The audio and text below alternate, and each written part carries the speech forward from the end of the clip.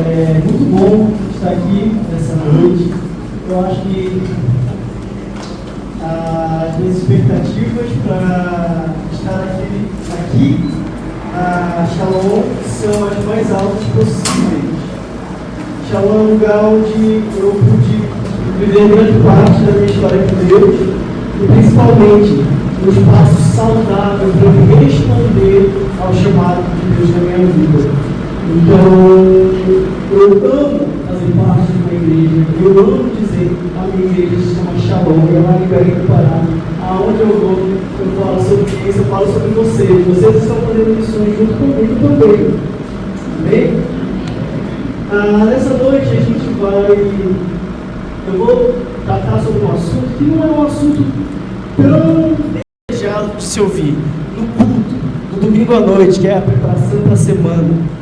Mas desde tudo que aconteceu na minha vida, o meu coração foi marcado por uma palavra. E eu quero compartilhar essa palavra com vocês. E ela começa no sofrimento e termina no discipulado. Então, o tema da nossa pregação de hoje é o sofrimento como ferramenta de discipulado. Eu quero pedir para que antes que você se sente, abra sua Bíblia lá em Tiago, na carta de Tiago, epístola de Tiago, irmão de Jesus, no capítulo 1. Os versículos 2, 3 e 4 vão ser os que nós vamos ler nesse princípio. E antes da gente ler, quero fazer uma breve oração. Senhor, eu quero te agradecer por essa noite. Obrigado porque cada um dos meus irmãos pôde chegar aqui em segurança, pôde chegar aqui para ouvir a sua palavra, prestar culto ao Senhor e ser transformado pela palavra em um discípulo do Senhor. Nos ajuda, Pai, a perceber qual é a porção que o Senhor tem para a gente como Igreja Shalom nessa noite, e que todas as suas palavras não sejam palavras que vão se perder, mas que o Teu Espírito Santo cele no nosso coração as verdades que nós vamos desenvolver nessa noite, no nome de Jesus, amém. Então, a epístola de Tiago, a carta de Tiago, capítulo 1, versículos 2, 3 e 4, diz assim: meus irmãos, considerem motivo de grande alegria, sempre que passarem por qualquer tipo de provação, pois sabem que, quando a sua fé é provada, a perseverança tem a oportunidade de crescer, e é necessário que ela cresça, pois quando estiver plenamente desenvolvida, vocês serão maduros e completos, sem que nada lhes falte. Amém? Você pode sentar no seu lugar.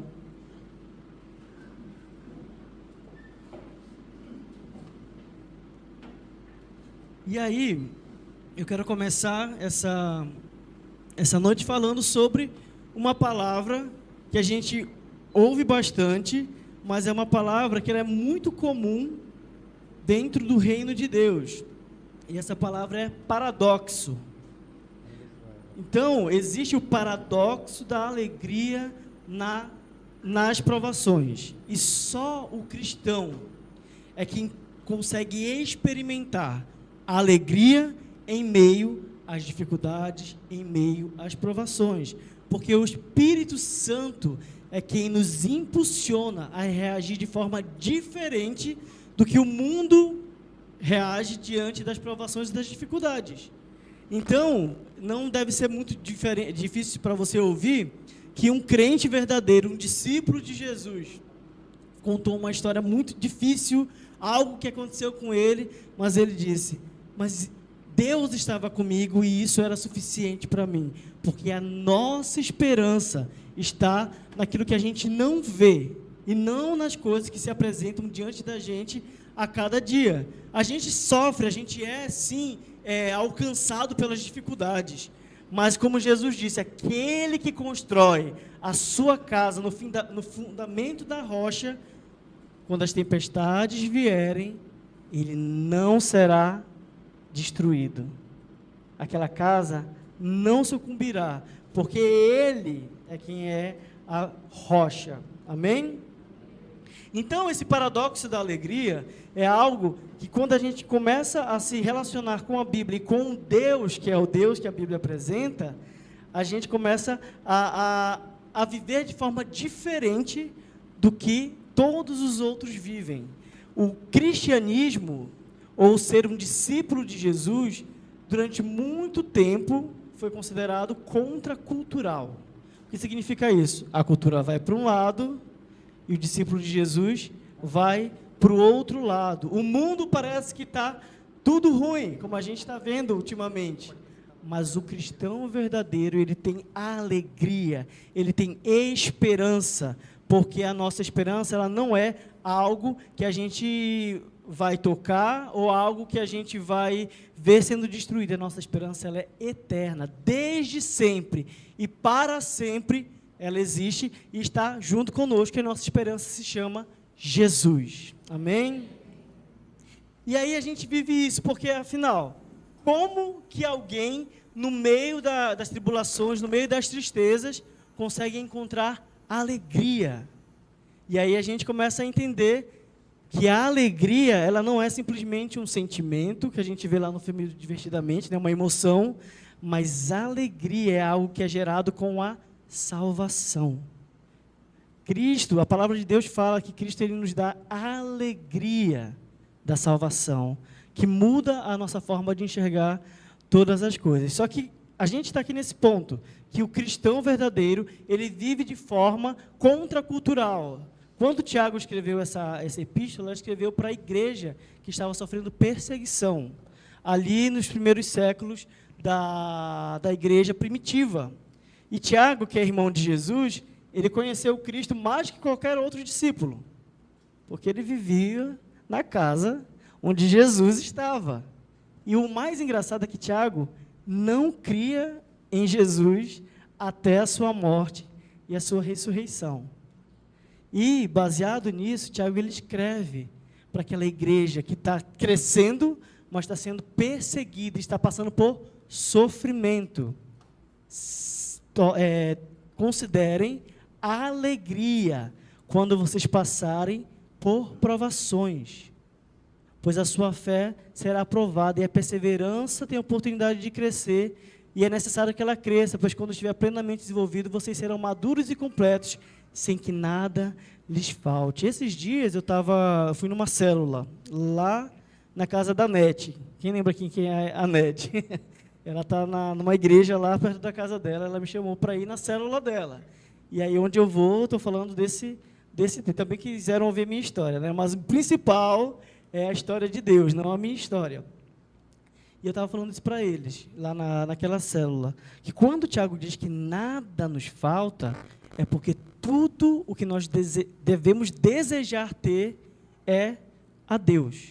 Então, quando nós entendemos que o nosso maior valor está em Deus, o nosso maior tesouro está em Cristo, quando vem a falta de dinheiro, isso não abala a gente, porque o nosso maior valor é Deus, o nosso maior valor é Cristo. Quando a saúde está péssima, isso não deixa a gente sem esperança, porque a nossa esperança está no nosso maior valor, e o nosso valor é Deus. Um verdadeiro cristão tem Deus como seu maior valor, o valor que supera qualquer outra coisa. Às vezes a gente perdeu alguém que a gente ama, às vezes a gente faliu uma empresa, às vezes a gente sofreu um acidente, mas se o nosso valor e o nosso coração está em Deus, essas coisas vão gerar em si, na gente, uma tristeza, mas não vão roubar a nossa alegria, porque a nossa alegria é o próprio Cristo. Amém? E aí, eu queria falar para vocês sobre esse tema aí, que é o sofrimento. E para a gente falar de sofrimento, a gente precisa voltar lá para os primeiros capítulos da Bíblia, lá para o Gênesis capítulo 1, 2 e 3. Então, a Bíblia conta para a gente, na história de Deus, que no começo de tudo, Deus criou os céus e a terra. E Deus criou o homem e a mulher à sua imagem, conforme a sua semelhança. E quando Deus criou todas essas coisas, Ele disse uma coisa, Ele disse: isso que foi criado é muito bom. E Ele abençoou o homem para que o homem vivesse plenamente todos os seus relacionamentos, seja do homem com Deus, seja do homem com os outros homens, seja do homem com a natureza e do homem consigo mesmo. E o nome disso, isso tem um nome, o nome disso é Shalom.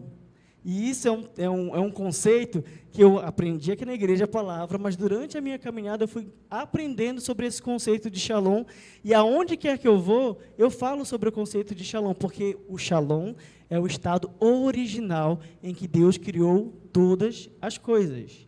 Então, capítulo 1 e 2 de Gênesis, do livro de Gênesis, conta como que Deus criou as coisas e como Ele estabeleceu que as coisas seguissem, qual que é a origem, qual que é a direção, qual que é o propósito de tudo que a gente conhece. Só que ali, no capítulo 3, alguma coisa aconteceu.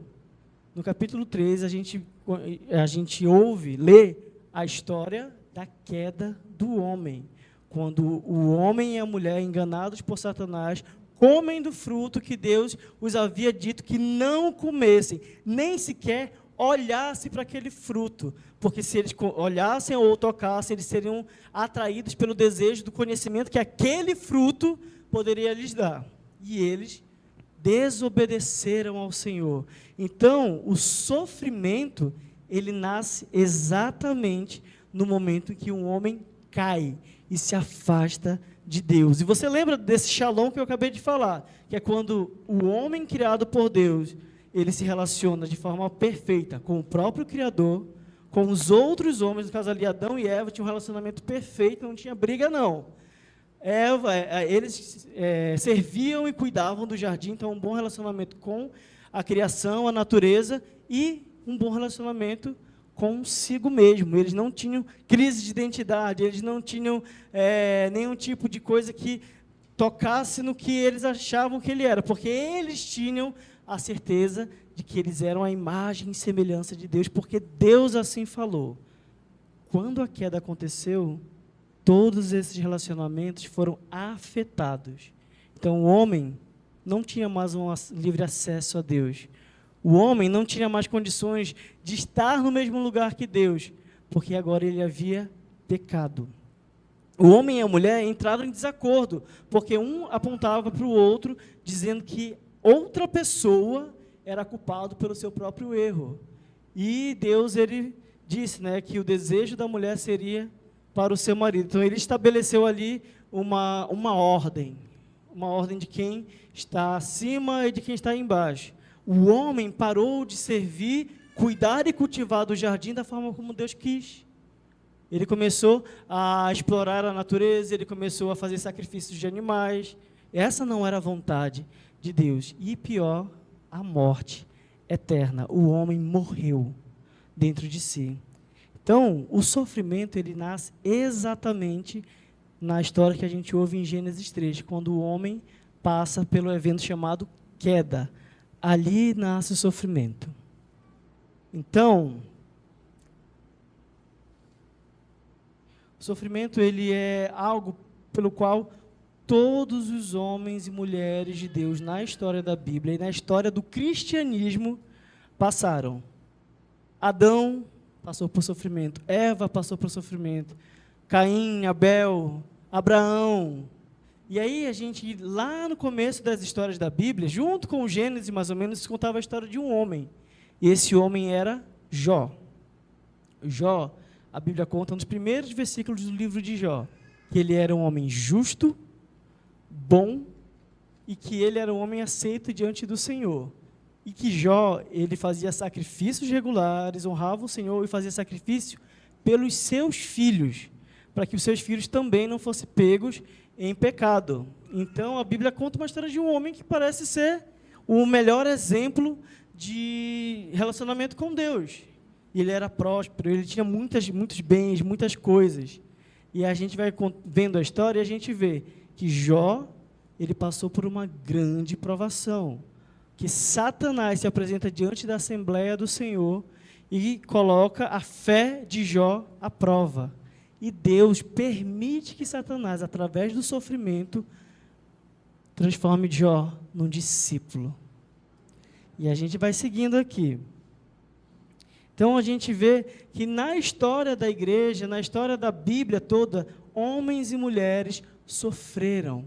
Mas esse sofrimento que homens e mulheres sofreram foi um sofrimento que causou neles uma devolução da sua identidade original. Porque existem dois vieses do sofrimento. O sofrimento, quando ele é passado sem Deus, ele gera destruição, ressentimento, ele gera sentimento de abandono, e a pessoa começa até a pensar em coisas terríveis contra a sua própria vida.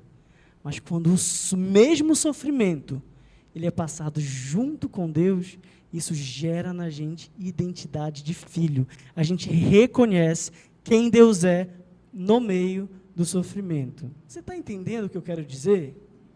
O sofrimento, ele não é algo a qual a gente deve querer se afastar, porque muitas vezes é através do sofrimento que Deus vai abrir uma porta de santidade na nossa vida. É através do sofrimento que Ele vai abrir uma porta de dependência de quem Ele é. É através do sofrimento que Ele vai revelar a sua natureza e o seu caráter. E o sofrimento, ele é uma ferramenta de Deus que a gente aprendeu que é algo que a gente deve não desejar. Mas se a gente pega a história do próprio Cristo, através do sofrimento, o próprio Cristo redimiu consigo todas as coisas, restaurando aquele shalom que foi perdido em Gênesis 3.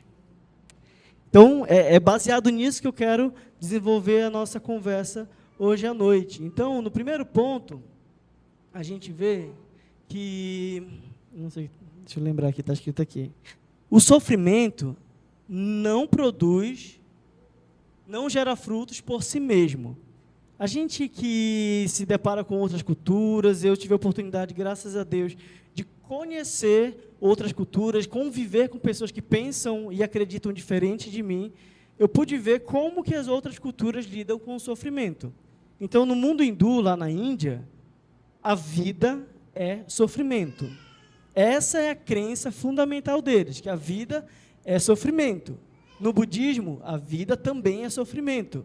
Então, um homem, ele precisa passar por essa vida, segundo a crença deles, e sofrer os males dessa vida, para que quando ele reencarne, e a reencarnação deles não é a reencarnação do espiritismo, que a gente conhece aqui no Brasil, é outra base de reencarnação, que eu mesmo ainda não entendi, então eu não posso explicar para vocês. Então, eles renascem em outra vida, e vão sofrer as dores daquela vida, e na próxima vida, e na próxima vida, até que o sofrimento acabe. E quando o sofrimento acaba, eles são nada. Então, o objetivo dessas pessoas com o sofrimento é se tornar nada. A salvação deles é o nada absoluto. Como vocês veem que é uma vida sem esperança, porque sabe que vai nascer na próxima vida, vai sofrer na próxima, mas o desejo maior do coração deles é não ter nada, é não ser nada, é não viver nada.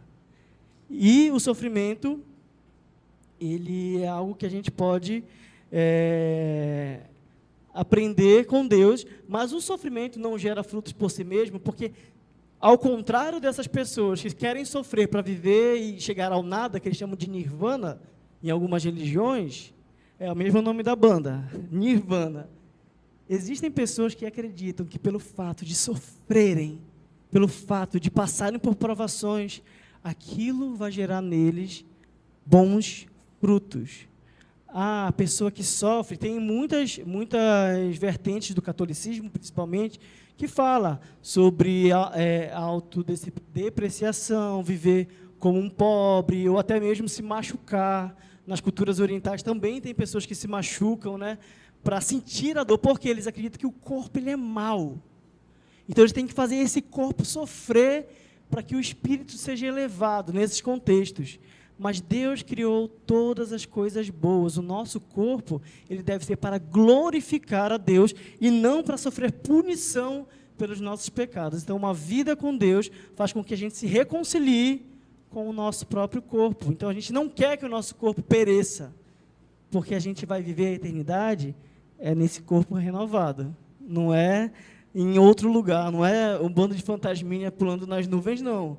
Ele vai restaurar, então os nossos corpos serão glorificados, mas é o corpo que a gente tem. Então, cuide do que você tem.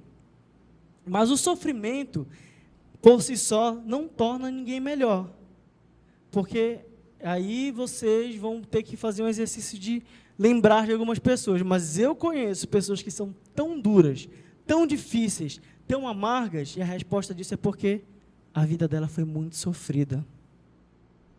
Sofreu demais na vida. E se a gente for elencar, e eu conheço pessoas que perdeu mãe, foi abandonada pela mãe, perdeu a primeira mãe adotiva, perdeu a segunda mãe adotiva, perdeu o pai adotivo. Depois da queda, o mundo, ele se tornou um lugar hostil, difícil. Histórias como essa são muito mais comuns do que a gente imagina.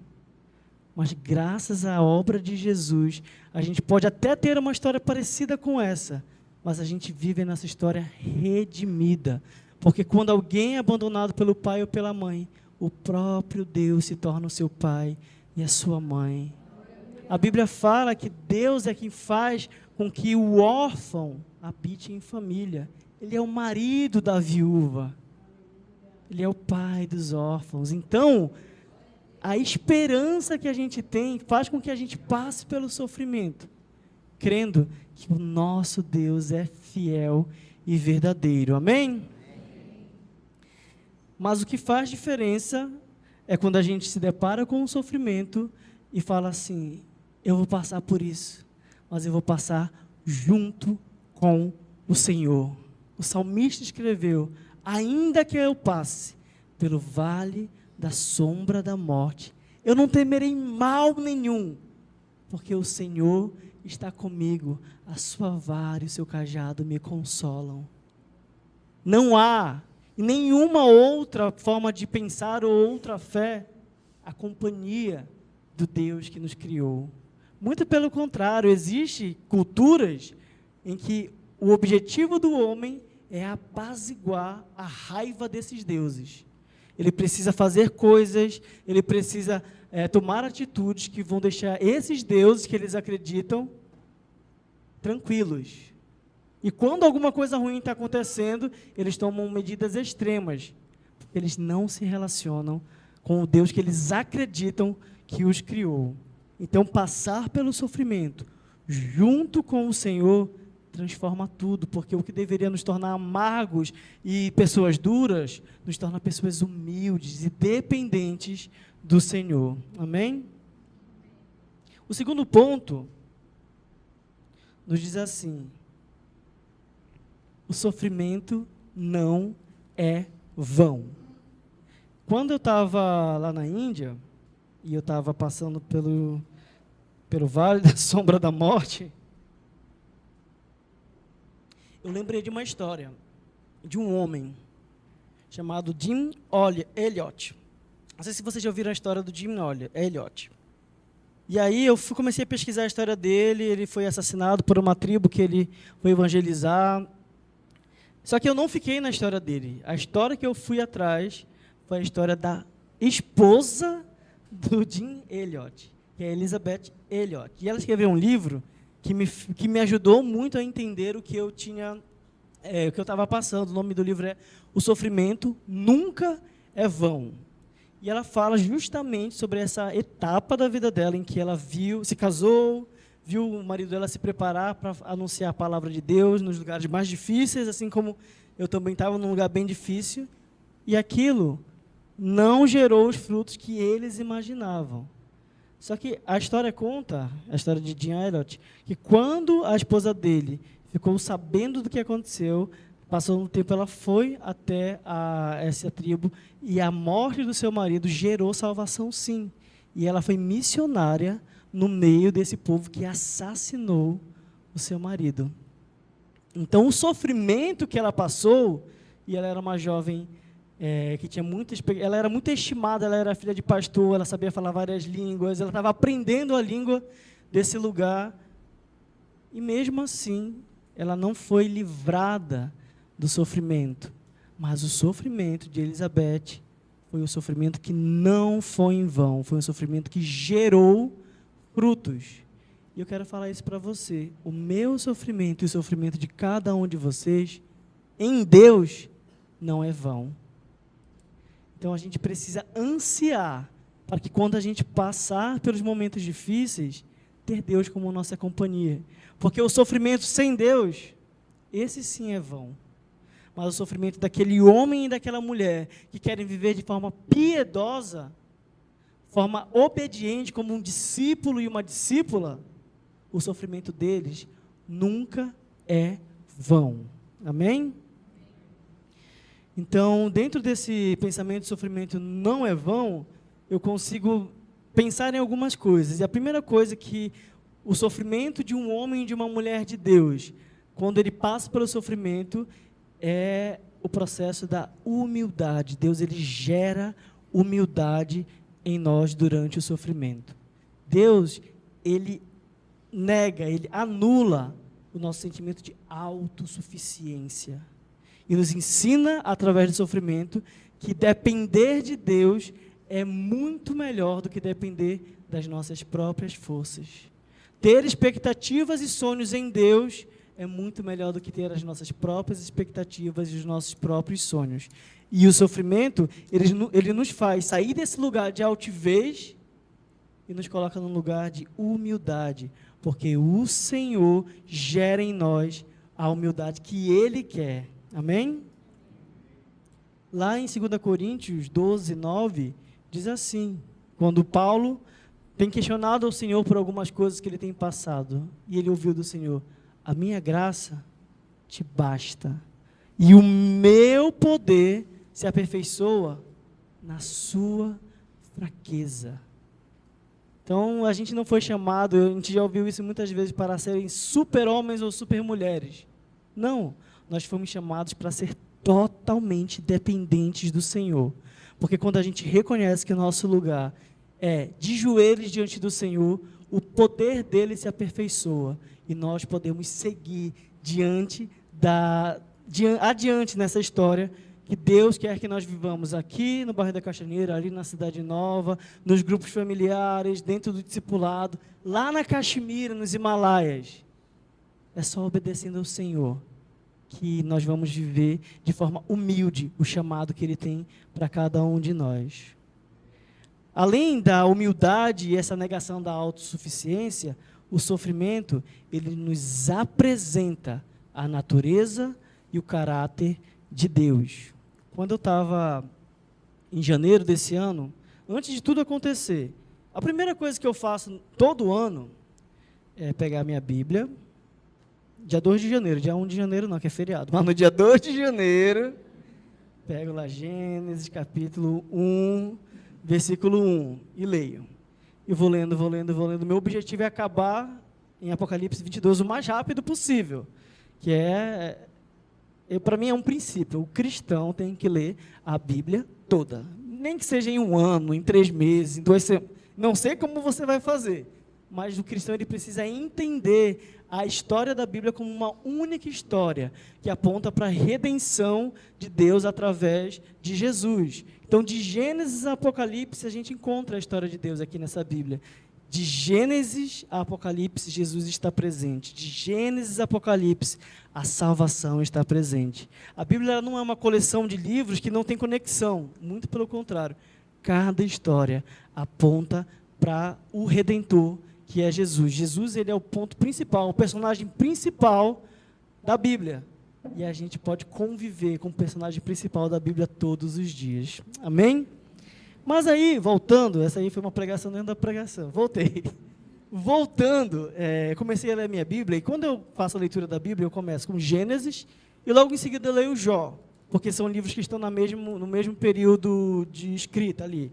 Jó era uma história que contava-se há muito tempo ali no Antigo Oriente Próximo.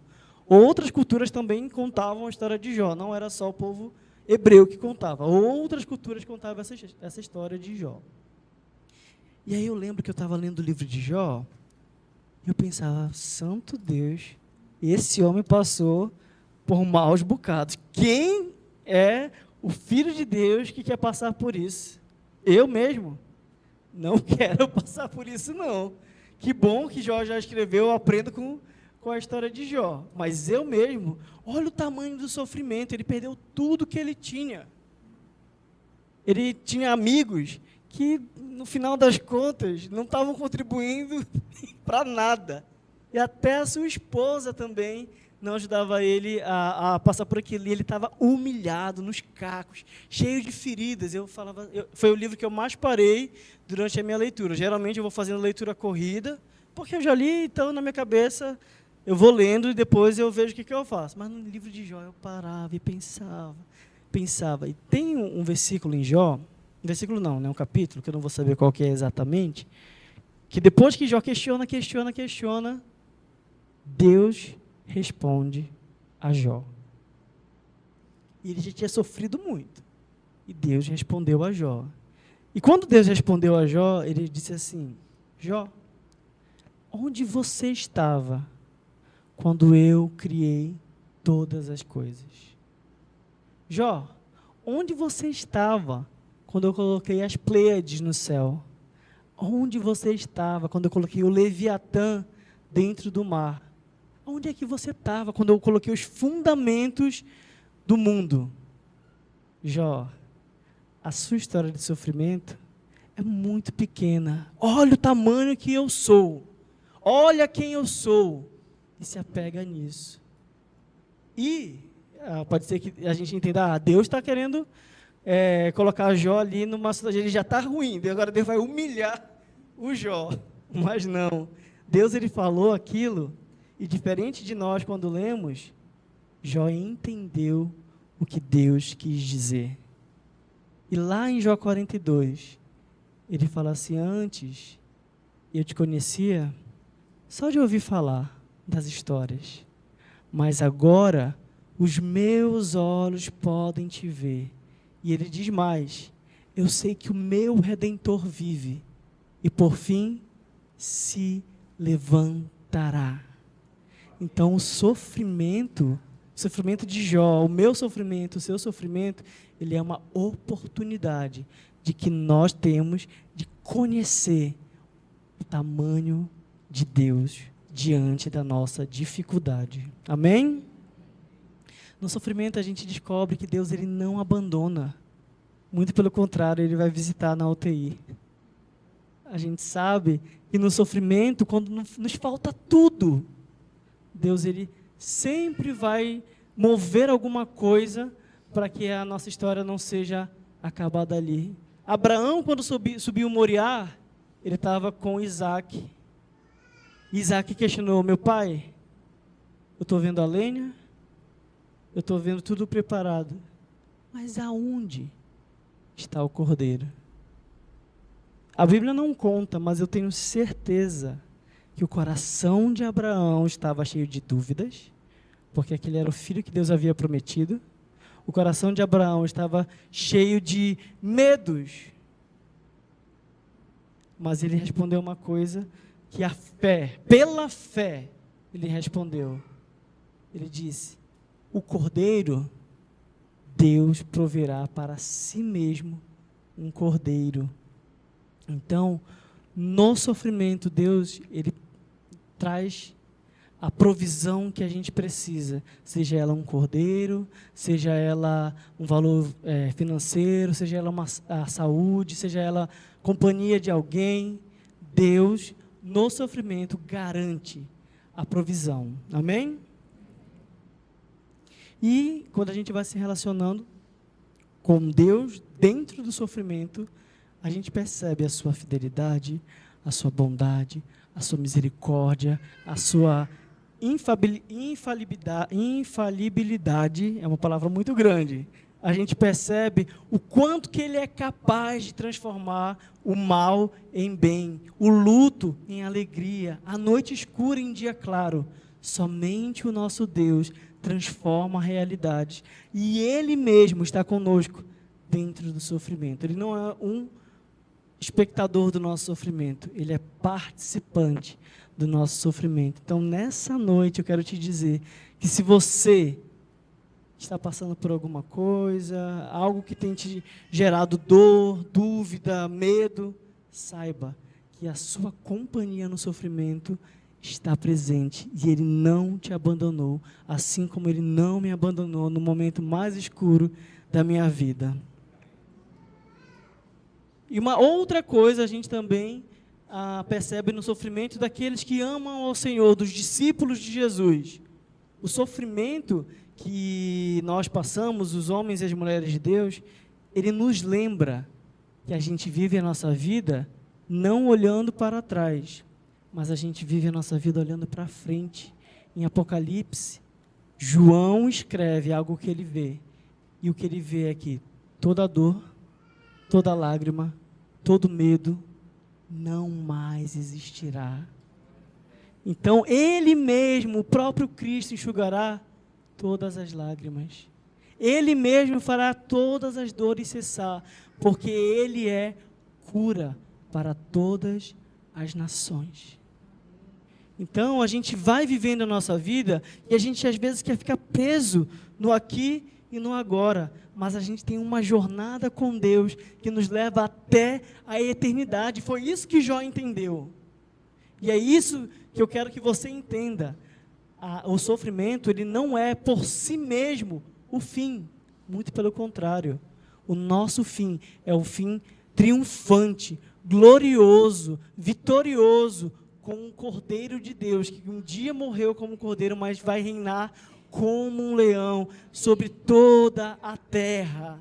Amém?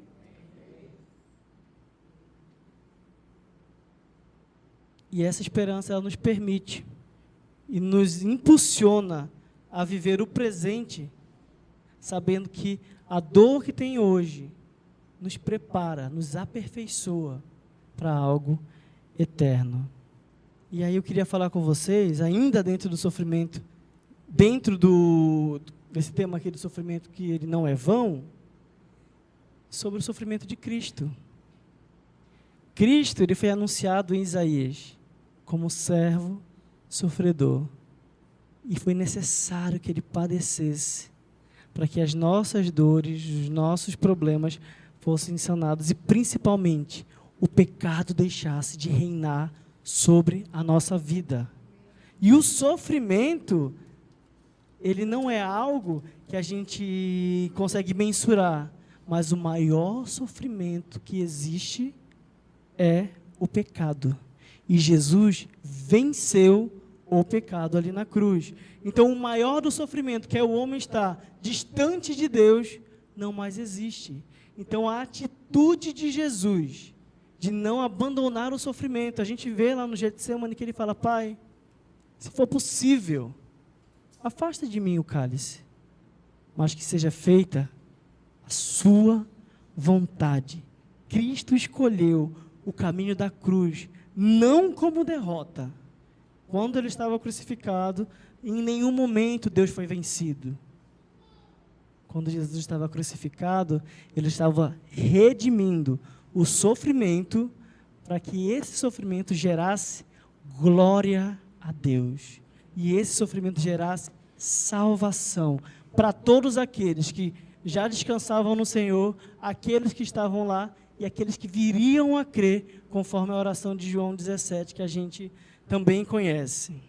Então ele transformou aquela sentença de viver longe de Deus, o sofrimento maior que é o pecado, em algo derrotado, porque o próprio Deus se envolveu no sofrimento do homem e o redimiu. Então eu quero te dizer isso, meu irmão, o seu sofrimento, o meu sofrimento, ele não é algo que nos paralisa, porque o nosso Deus venceu todo o sofrimento. Amém? Então, você como cristão, não fuja da dor, não fuja do sofrimento. Não ache que quando você está passando por algum tipo de provação, você está sendo abandonado por Deus. Ou que você fez alguma coisa que você está sendo punido. O cristão verdadeiro, o discípulo do Senhor, ele vai passar por provações. E isso, infelizmente, ou felizmente, não sei qual é a sua perspectiva, também é uma promessa de Jesus. Então, você que quer viver todas as promessas de Jesus, saiba que uma das promessas é que vocês passarão por aflições. Que eu passarei por aflição. Mas ele diz: não temas, porque eu venci. Amém? Meus irmãos, o sofrimento, ele às vezes é algo que a gente olha, e a gente aprendeu, não sei como na nossa cultura, que o sofrimento ele é uma marca dos derrotados. Mas para os filhos de Deus, o sofrimento é uma ferramenta de aperfeiçoamento e maturidade. E é isso que nos transformará também em discípulos de Jesus. Porque se Jesus, que é o próprio Deus, se entregou ao sofrimento, por que nós achamos que nós não vamos passar por isso? Por que nós achamos que nós somos mais dignos que o nosso Senhor? Não. O nosso caminho, ele é um caminho de quem deseja sofrer. Mas, como eu disse para vocês, o sofrimento com Deus é algo totalmente diferente. O sofrimento com Deus não tira a nossa alegria, não tira a nossa confiança, a nossa vontade de servir. Não. O sofrimento com Deus gera em nós maturidade, perseverança, aumenta a nossa fé. E nós vamos ser encontrados maduros, sem que nada nos falte. E, para chegarmos aqui nos nossos últimos minutos,